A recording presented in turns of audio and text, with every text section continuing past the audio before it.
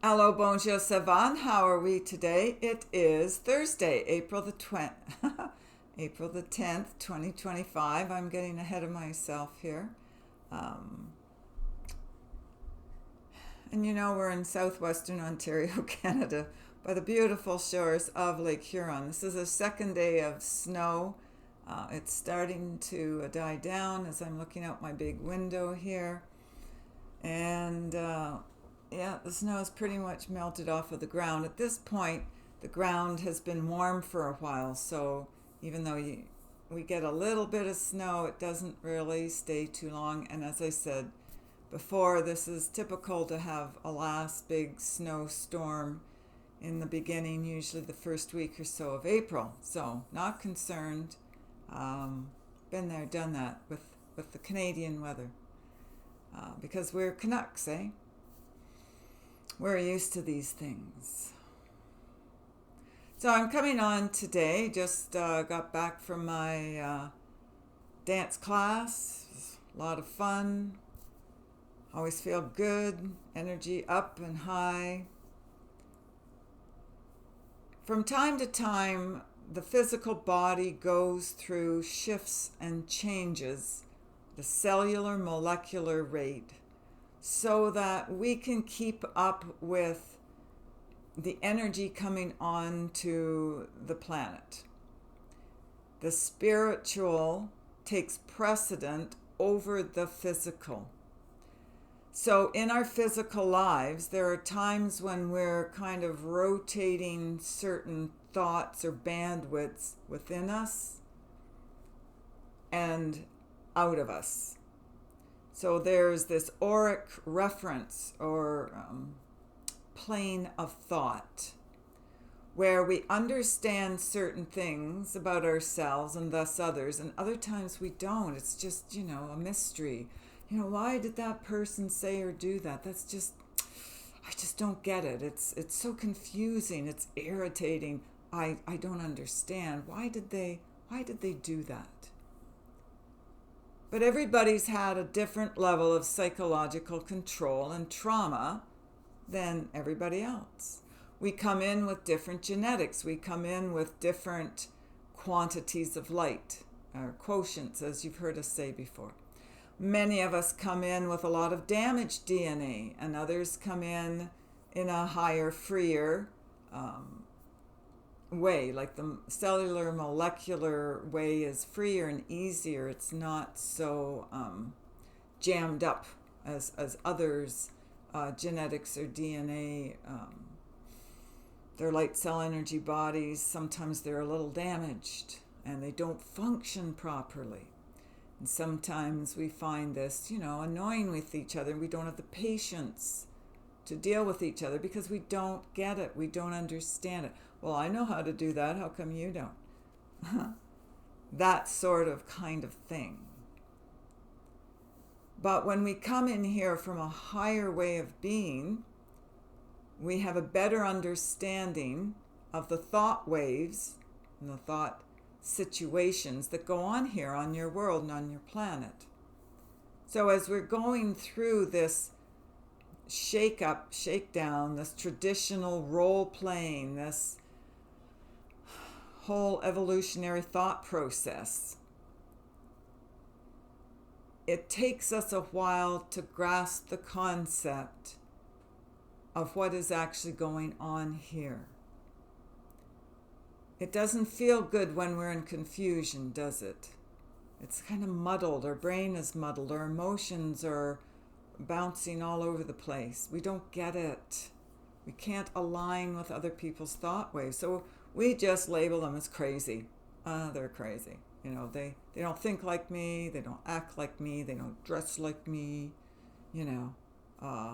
Whatever. They must be nuts. But actually, it's just they have a different genetic programming. They've had different genes in their gene pool all along. So they come in from different planets, other places. And then they come in with this concept that they can rule more powerfully over you than you can. It's bit of a mishmash, isn't it? So many people just, I'm sorry, I'm being distracted because there are a whole bunch of cars all of a sudden outside of my house. And I live in the boonies and nobody ever comes down my road. So I'm not quite sure what they're here for. Anyway, I shall try to continue on and spy on them all at the same time. Anyway, so all of this kerfuffle that we're going through right now, from a spiritual point of view, they view it as a more nonsensical approach to life. Because in the higher realms and the higher ways of being, there is no nonsense like this.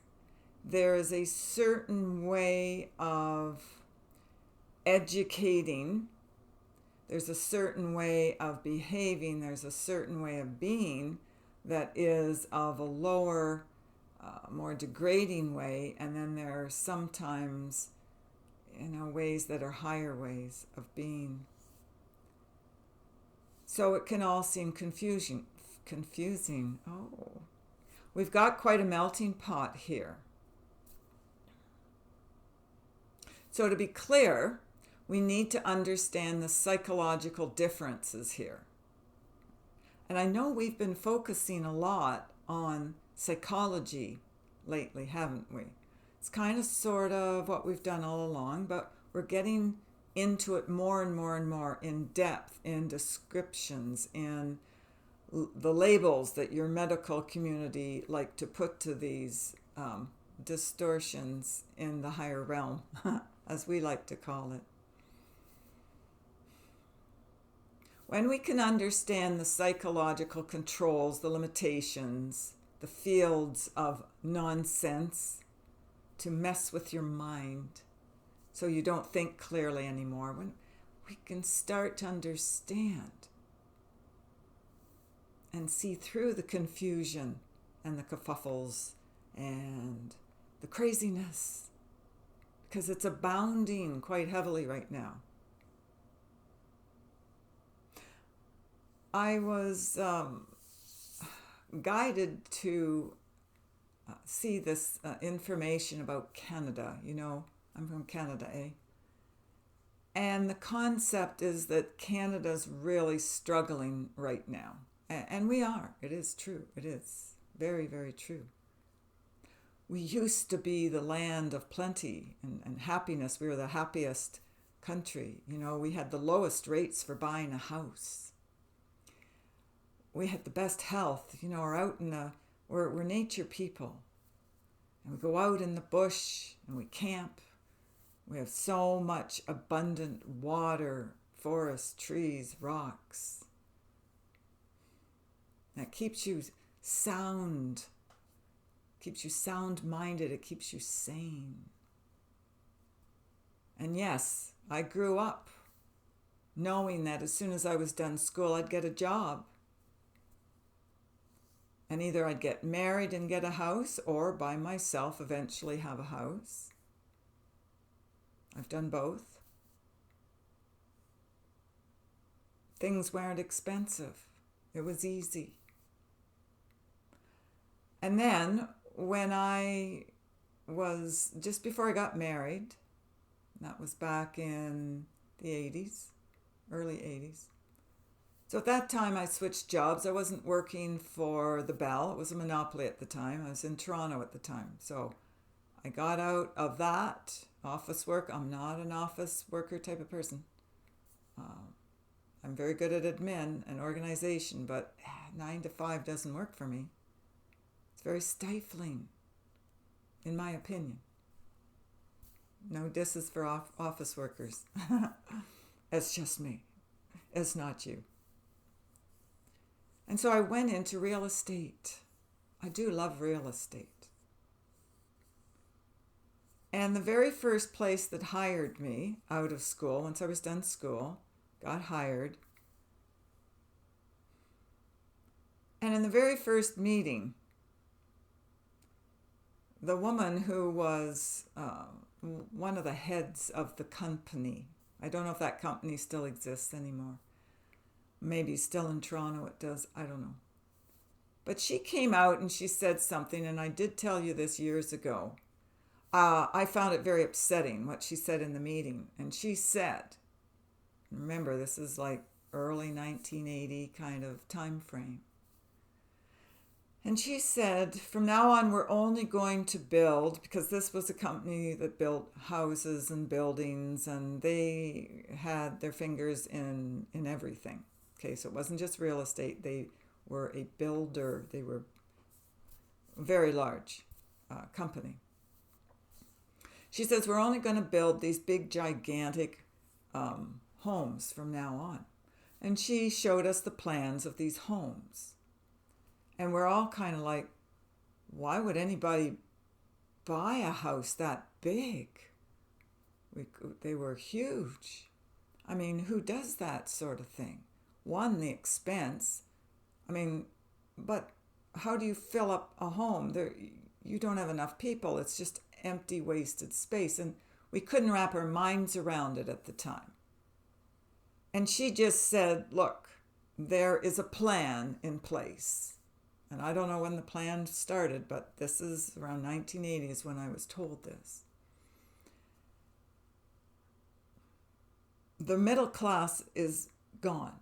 It's going to be gone. It's as simple as that.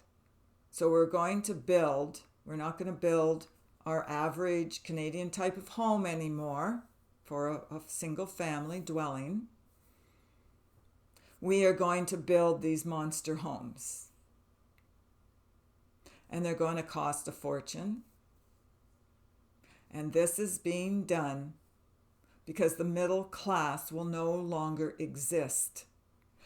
And I was in shock. I was horrified. I couldn't believe it.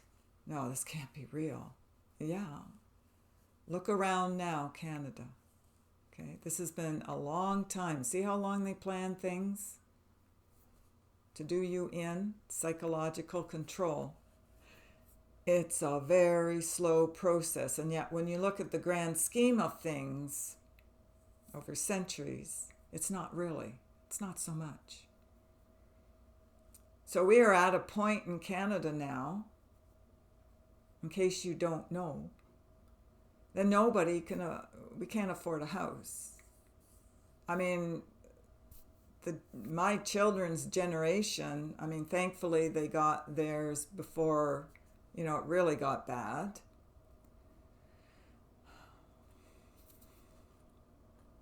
But it's kind of a lost generation. They will never have enough money in their lifetime. And this is a depressing thought, but it's a planned maneuver. It's been planned. Nobody saw it coming. If that woman hadn't told me what the plan was, I wouldn't have believed it. But now everybody can see it. Everybody in the world can see it. Nobody can even afford schooling, let alone by the time they get out of the schooling, to get a job. If they're lucky, they get a very low-paying job.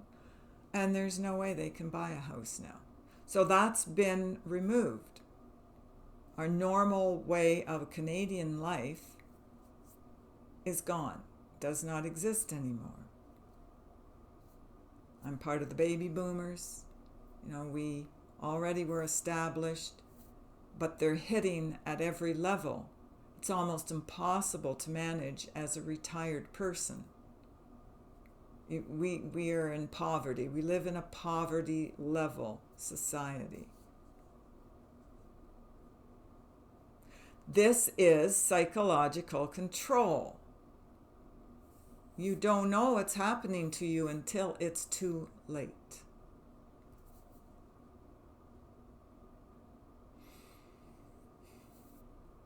So we are a prime example now of what's been done to a society to destroy it, to ruin it, to crush it, to take its hope away. I'm not saying everybody's hope is gone. Mine is not gone because I see the higher plan. I know we're on our ascension timeline. I get it. But this kind of stuff is coming to an end. And I'm hearing from my teams, and lately I've been hearing very clearly from my Andromedan teams, let alone my central sunlight being teams, and the angelics as well.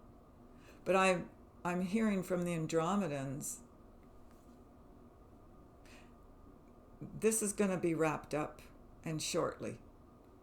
It's not going to be allowed to be carried on anymore. The angelics are saying, we're here to protect your line of time. The Andromedans are going to back that up. The sunlight beings already know because they're already futuristic beings, and they're just looking down our timeline now and corroborating everything. So these generations of waste and destruction are done. They're gone. Okay? Be assured of that, of this fact.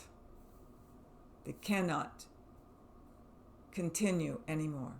Psychological reframing is coming. So you will learn how to undo that nasty kind of control, psychological, rulership. We'll call it rulership. That's been done to you. It's been done to everybody. It's been done to all of you. It's a sad thing when we see it, that it was done on purpose. There was a plan. It wasn't just, I don't know how this happened. It just happened. It's just a freak thing. I don't know where that came from. Yeah, there's always a plan. It was a dastardly plan. Did you see why people have to wake up now? You have to see this. What's been going on? What's been done to you? It's psychological control. It's mind control. It's not a fun thing, but it is a thing because it works and you fall for it. It's done and gone now. We're getting rid of that programming on your world, on your planet. It's shifting into the higher light now. You don't have to listen to all the nonsense going on here anymore. And I'm hearing to say the Andromedans are making sure. I know lots of people will say that the archangelic realm is actually the Andromedans. It's whatever belief system you have. I don't know 100%. I only say it when I know something. So if I don't know something, I'll say to you, I don't know. If I know, I'll tell you, I know that. Sometimes I sit on the fence, and if I do, I say I'm sitting on the fence on this one. Don't know, haven't made up my mind yet. Haven't gotten all the facts yet.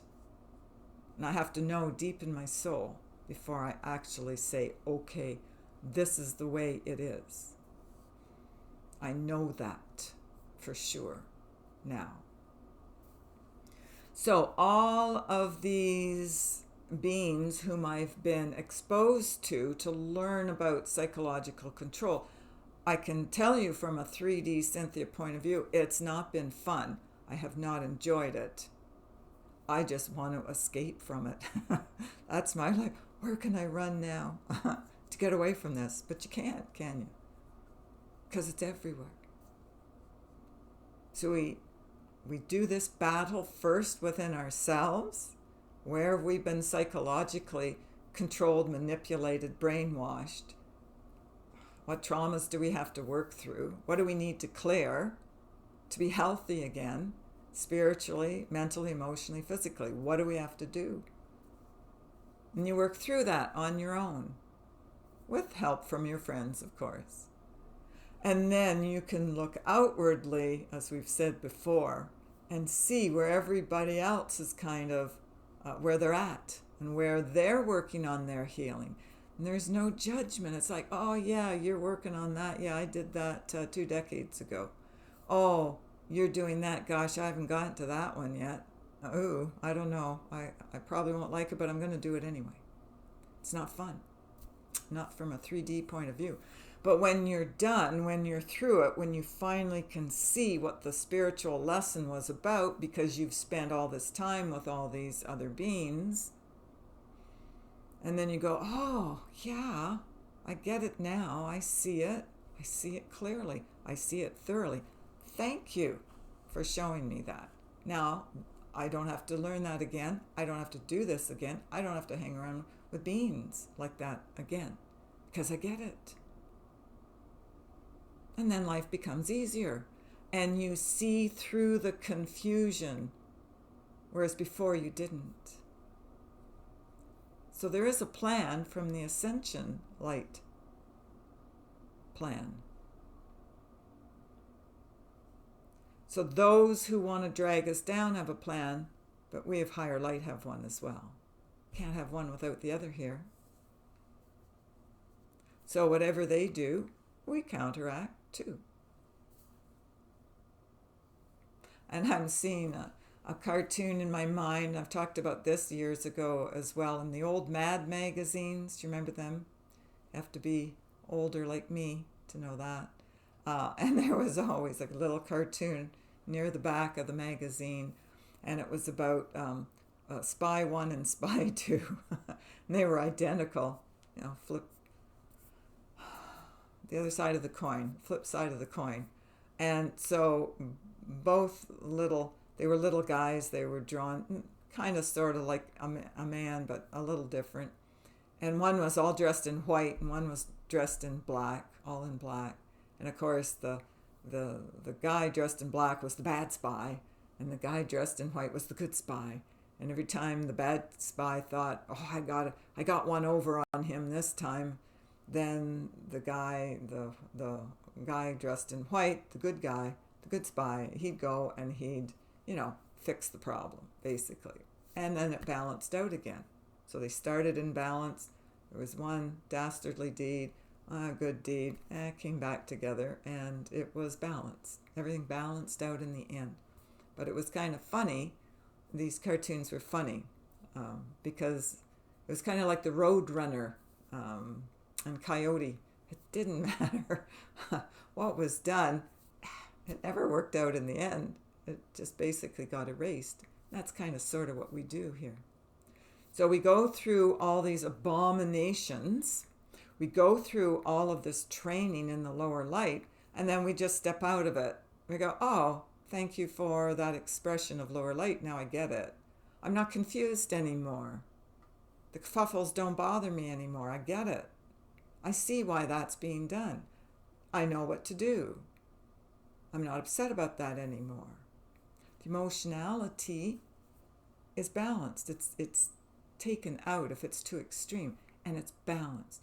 And everything comes back to homeostasis within the body, and the energy fields were balanced. I get it. I understand why we're here. I understand what we're doing now.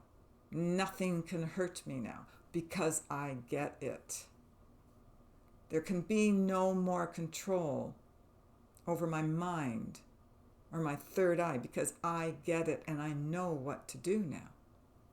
I know what to do to protect myself. My intuition, my higher guidance system, my angelics kick in for protection. And we already know, we're already a step ahead of whatever dastardly deed is being planned. We get it. Oh, yeah, I get the guidance, the intuition, the thought form, the feeling that this is what's going to happen next. So you know what? I'm going to bypass that, and I'm going to do something different now. It's like when you're driving along in your car and you're taking your normal route, and then all of a sudden you get this feeling, oh, I shouldn't go this way today. I should take a different route. And if you're wise and you know yourself, you will take a different route. And then when you get home, you discover, whoa, there was a huge pileup on that road. I'm really glad I didn't take that. I'm glad I followed my intuition on that one. Because that's spirit giving you a nudge. advanced warning. We have an advanced warning system within us. But if we poo-poo it and go, no, that's silly, that doesn't make any sense at all, I'm going to go straight through, and you're part of the pileup. In Barrie, there were huge piles up. There were a lot of cars that got, all squished up together when there was a huge snowstorm. The 400, if there was ice on that road and one car started to slide because they didn't know how to drive in winter weather, and they probably hit their brakes when they're not supposed to. You never hit your brakes. Worst thing you can do. You spin out of control and you're in the ditch. But the problem is, because there's so many people on the 400 driving at a very high rate, that you hit one other car. That car hits another one. That car hits another one. Then a truck gets hit, and then it jackknifes, and it rams into another truck, and it jackknifes. And one of the last years when I was living there were 60. It was a 60-car pileup. I was involved in one in about 30-car pileup, thankfully. I followed spirit guidance, and I actually got out of it untouched, where everybody else got hit and ended up in the ditch. We have an intuition for a reason. It's our protection. Use it, follow it, trust it, believe in it. It's you in the higher realms. And you know everything you need to know. You are more powerful than you think. You are more powerful than you know. Okay, so I'm hearing that it's time for us to go. Okay, so I will, as my father always said, cease and desist. And we'll end it there, our message, with our multiple teams of light coming in, having the last word. I get the last word, though. Blessings. Take care of yourselves and others. If you so wish to have an appointment with us, you can go to the website www.healingourenergy.ca and book your appointment there. So take care of yourselves and others, and we shall speak again. Bye for now.